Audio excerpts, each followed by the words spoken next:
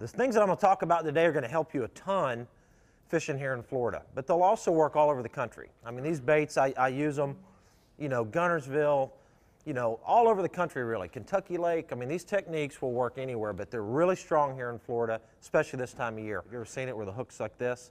Well, you're not going to hook the fish that good in the bottom jaw. You're going to hook them better in the top jaw, because when you set the hook, obviously, you're setting the hook up. So if the fish hits this way and you're setting the hook up, what's going to happen is the back of the hook's going to prevent the hook from penetrating into the fish. You're going to lose a lot of fish. So having that bait ride upright in the water is a very, very important thing to make sure that you're getting that done. Again, either by adding a real heavy hook like this TK. This is a TK 140, I think, and John actually has some out there. He's got some 5/0s.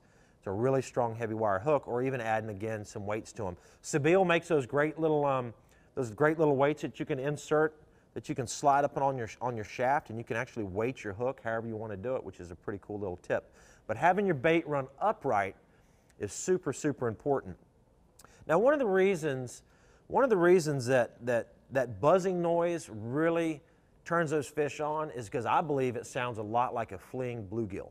On Lake Okeechobee, and I know around here you guys see a lot of bluegill running across the grass lines when these bass chase them, and they make a unique sound when those bluegill are trying to get out of the water when a bass is chasing them. And that's what these cuts in that tail, they imitate that sound. And so my rule of thumb basically is when it's nice weather outside, south wind, fairly warm, fish are spawning, I'm throwing baits similar to this with the slit in it. When it's cold like it is today, like if we jumped in the boat right now and went out on Lake Toho, I would not throw this bait. I would throw the Stanley Ribbit because it has that concussion sound. It's a slower presentation.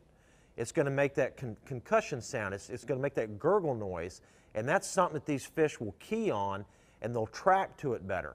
When it's cold out, they're not going to track to that high-pitched buzzing noise. It's just, they like that lower-pitched sound when that water temperatures get down, you know, like it is today, or any of those high-pressure days, and those fish aren't really that active.